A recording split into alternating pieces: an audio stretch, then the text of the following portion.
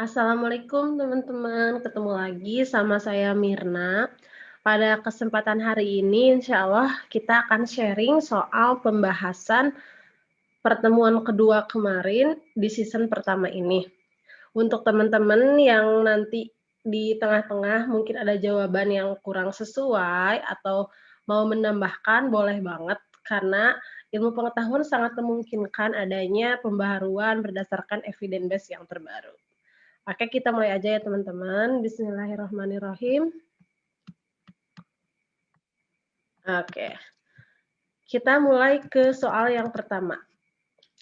Pertanyaannya adalah, apakah masalah head yang dialami remaja tersebut? Artinya ini kita membahas tentang masalah yang terjadi dalam siklus head seorang wanita.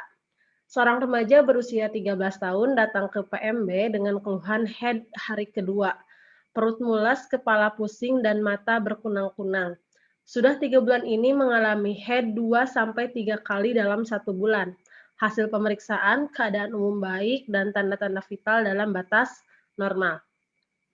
Masalah head-nya adalah keyword-nya di sini 3 bulan mengalami head 2-3 kali dalam 1 bulan. Artinya perempuan tersebut mengalami siklus head yang lebih pendek karena head-nya 2-3 kali dalam 1 bulan. Jawaban yang tepat adalah A, polimenor. Oke, sedangkan oligomenor adalah siklus head lebih panjang, lebih dari 35 hari. Artinya dia rentang dari satu head ke head yang berikutnya cenderung lebih lama. Kalau menorrhagia adalah ditandai dengan head tapi dengan jumlah darah yang cenderung lebih banyak. Kalau metorrhagia adalah perdarahan di antara dua kejadian head, perdarahan di luar siklus head singkatnya. Sedangkan amenor adalah tidak head sedikitnya 3 bulan berturut-turut. Soal nomor 2 adalah pertanyaannya, pemeriksaan penunjang apakah yang dianjurkan oleh bidan?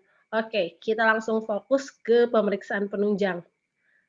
Seorang perempuan umur 27 tahun, P0A2 datang ke klinik mengatakan ingin program hamil. Dalam keluarganya terdapat riwayat keluarga dengan anak sindrom Down.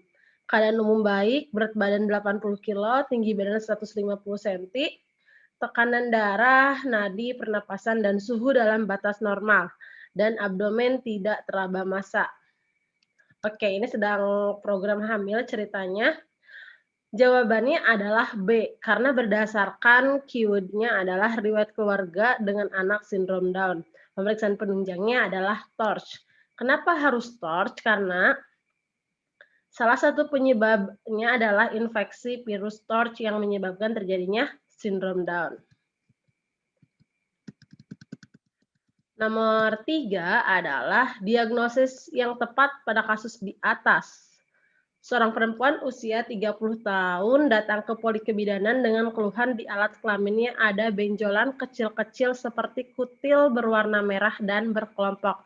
Oke, ini salah satu penyakit di alat genital perempuan.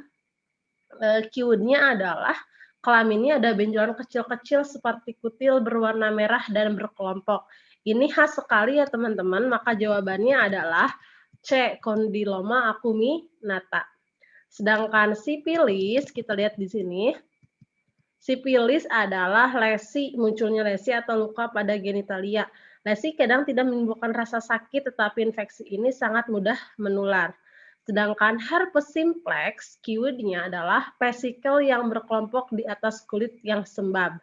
Kalau trichomoniasis adalah berupa fluor albus, gatal dan panas di dalam vagina dan daerah sekitarnya. Sedangkan gonore simpelnya adalah kencing nanah. Oke ya, lanjut nomor 4. Diagnosis apakah yang terjadi pada kasus di atas atau tersebut ya? Seorang perempuan datang ke rumah sakit dengan keluhan terlambat head 1 bulan.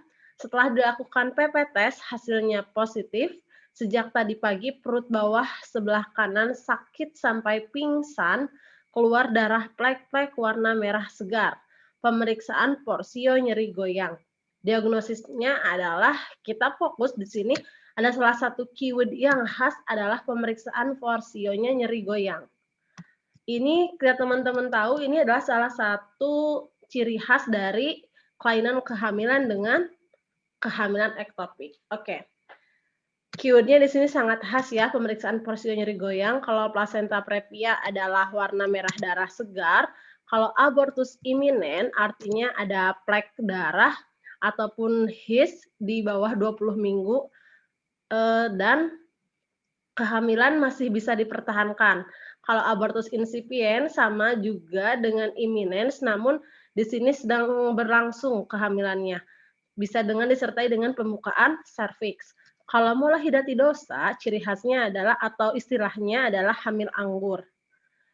Salah satu ciri khasnya adalah TFU lebih tinggi daripada usia kehamilan dan terdapat jaringan bergelembung. Ini ciri khas mula hidatidosa. Jadi di sini khas sekali ya, Forcio nyeri goyang adalah kehamilan dengan ektopik. Oke, nomor 5 adalah kondisi apa yang dialami perempuan tersebut. Oke, jika pertanyaannya kondisi apa, berarti adalah sebuah kenyamanan atau ketidaknyamanan biasanya ya. Kalau di soal sudah mengatakan seperti itu. Oke, soalnya adalah seorang perempuan G1 P0A0 trimester pertama datang ke bidan dengan keluhan mual muntah di pagi hari sebanyak 6 kali. Keadaan umum baik dan tampak lemah, tapi tekanan darah, nadi, suhu, dan respirasi dalam batas normal. Oke, keadaannya adalah kita fokus di trimester 1. Anemia tidak menunjukkan tidak menunjukkan data yang lengkap, di atas tidak disebutkan HB.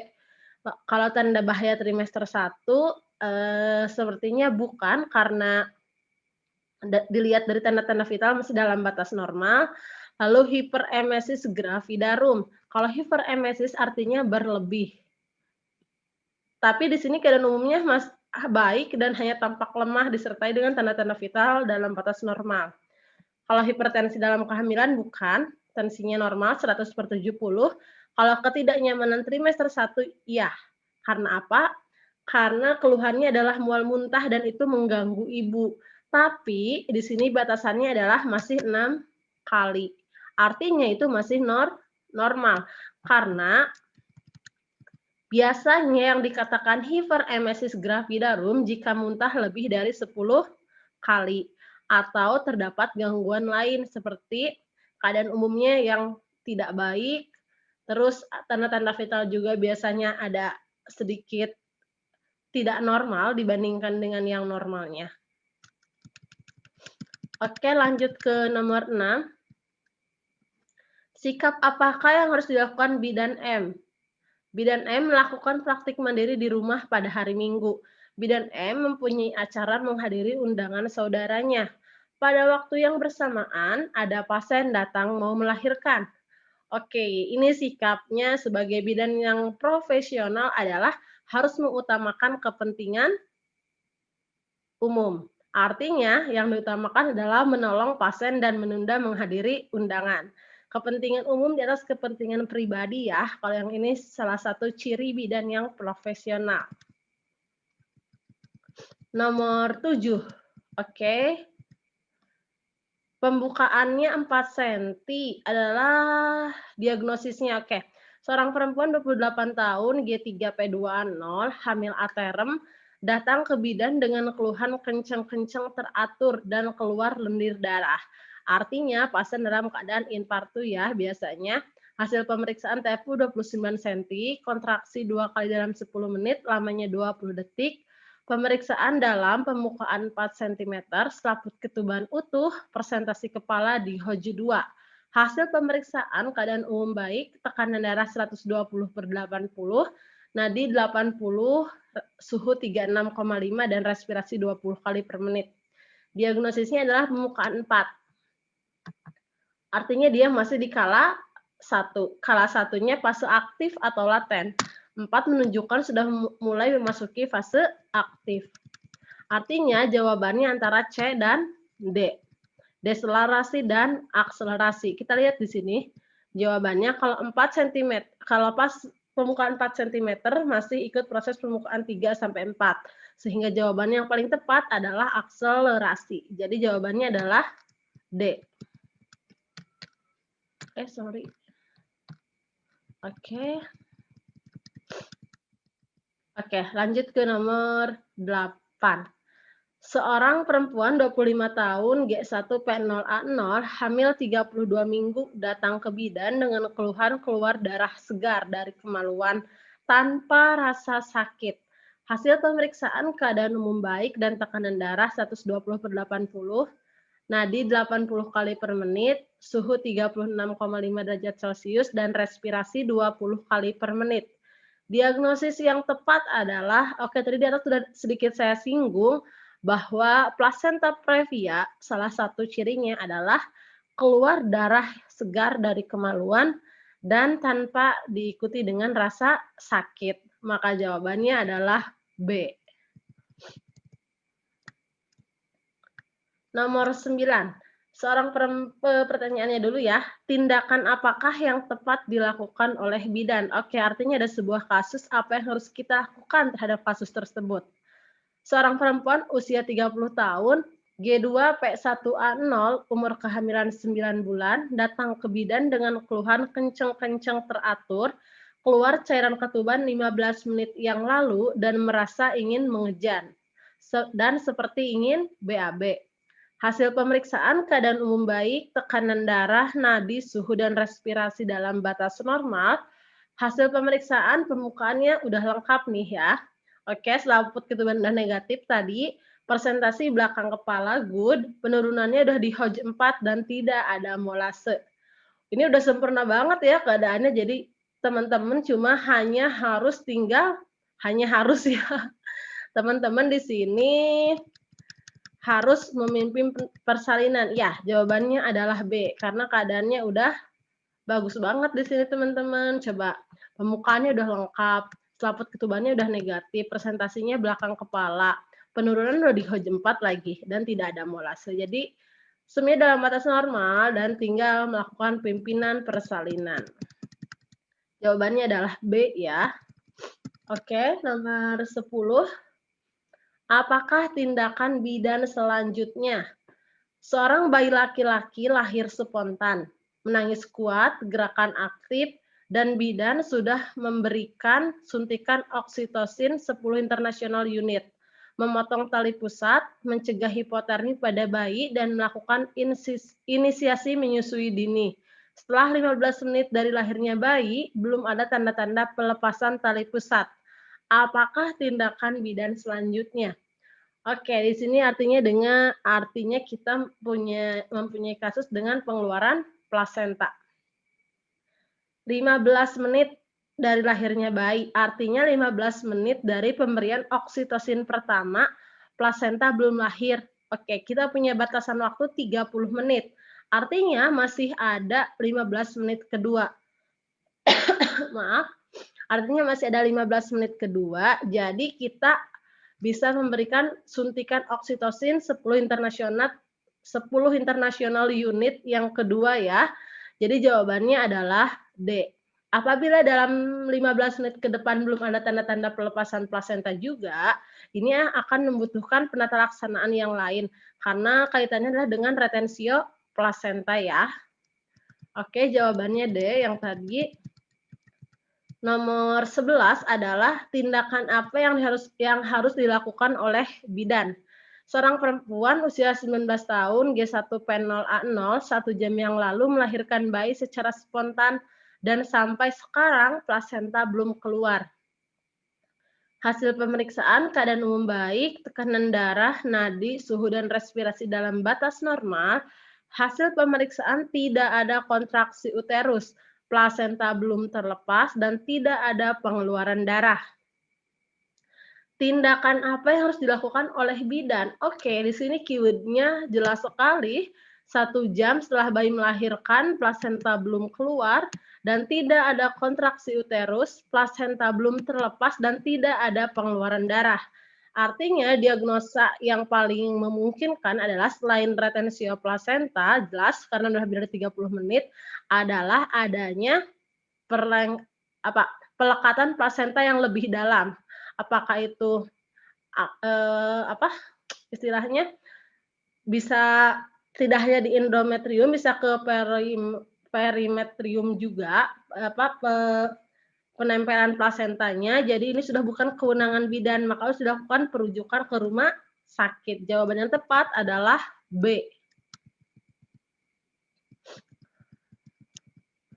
Oke, nomor 12 adalah laserasi derajat berapakah yang terjadi pada kasus tersebut. Oke, kita ingat-ingat ya, di sini laserasi ada 1 sampai 4. Seorang perempuan usia 26 tahun telah melahirkan anaknya yang pertama secara spontan. Plasenta lahir lengkap, setelah dicek jalan lahirnya terjadi ruptur hingga mengenai otot perineum. Hasil pemeriksaan keadaan umum baik, tekanan darah, nadi, suhu, dan respirasi dalam batas normal. Laserasinya adalah derajat, ini di sini keywordnya adalah ruptur hingga mengenai otot perineum. Jawaban yang tepat adalah C ya teman-teman, derajat 2. Jadi cara mengingatnya teman-teman di sini gampang banget. Kalau derajat 1 adalah sampai epitel vagina atau kulit perineum keywordnya. Kalau derajat 2 tadi di soal sudah dikatakan sampai otot perineum. Kalau derajat 3 sampai mengenai sphincter ani atau dinding depan rektum. Kalau derajat 4 keywordnya adalah disertai dengan epitel atau mukosa anal. Sphincter ani ya di sini adalah keywordnya, udah nyampe sphincter ani. Oke, lanjut nomor 13. Apakah pengeluaran perpaginam yang dialami? Soalnya adalah seorang perempuan usia 20 tahun, nifas hari keempat, oke hari keempat ya, datang ke bidan dengan keluhan nyeri luka jahitan perineum. Hasil pemeriksaan, keadaan umum baik, tekanan darah, nadi, suhu, dan respirasi dalam batas normal. Masih ada pengeluaran dari jalan lahir. Ini nih, sesuatu yang normal ya, kalau nifas hari keempat masih ada pengeluaran darah, dan tidak terdapat tanda-tanda infeksi di luka jahitan perineum. Artinya, keadaan lukanya baik dan darahnya juga dalam batas normal. Oh, oke, ini lohea. Jadi lohea yang tepat adalah hari keempat adalah sanguinolenta. Jawabannya E ya. Kalau rubra adalah biasanya 1-3 hari. Warnanya masih merah dan hitam, terdiri dari sel-sel desidua, vernix caseosa, rambut lanugo, dan sisa meconium, serta sisa darah. Tapi di soal, hanya tadi untuk yang ini kasusnya hanya disebutkan harinya saja ya, karena tidak disebutkan juga warnanya seperti apa, karena bisa saja pada hari keberapa dengan kelainan tertentu justru menunjukkan warna yang tidak seharusnya. Kalau di soal mungkin hanya harinya aja ya dan dianggap normal karena tadi pengeluaran darahnya. Maka sanguinolenta kalau 4 hari ya. Kalau serosa tadi 7-14 artinya dari 4 sampai 7 sanguinolenta, 7 sampai 14 hari serosa, dan lebih dari 14 hari adalah alba, warnanya keputihan ya. Oke, nomor 14. Diagnosa yang tepat dari kasus di atas. Seorang perempuan usia 22 tahun, nifas hari kedua, tampak lemah dan kelelahan. Hasil pemeriksaan tekanan darah, nadi, suhu, dan respirasi dalam batas normal.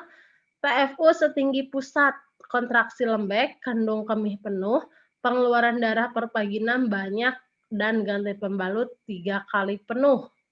Jawabannya adalah hari kedua ya di sini ininya apa keywordnya sorry. Nifas hari kedua artinya ada perdarahan karena kontraksi lembek, kandung kemih penuh, darah pervaginam banyak, sehari sampai 3 kali ganti pembalut yang penuh. Artinya ada perdarahan postpartum. Di sini adalah pertanyaannya adalah primer atau sekunder. Kalau primer artinya dalam 24 jam pertama masa nifas, kalau sekunder artinya lebih dari 24 jam pertama masa nifas. Karena ini hari kedua, maka jawabannya adalah E.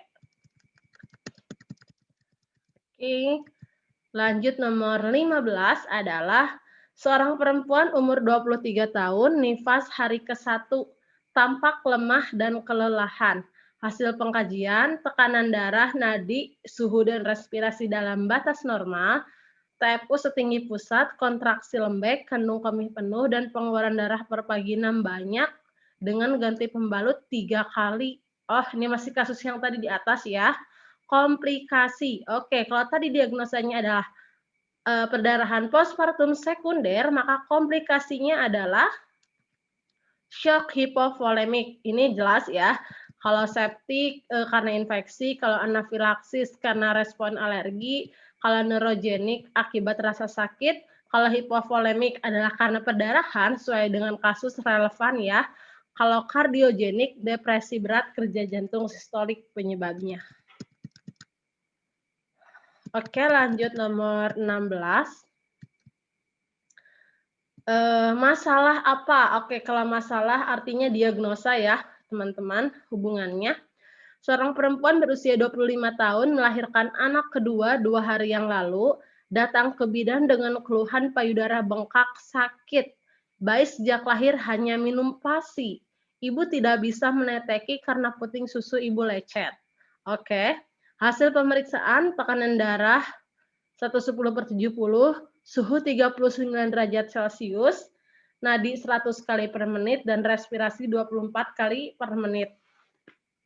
Oke, ini berarti sudah memasuki fase menyusui masalahnya ya.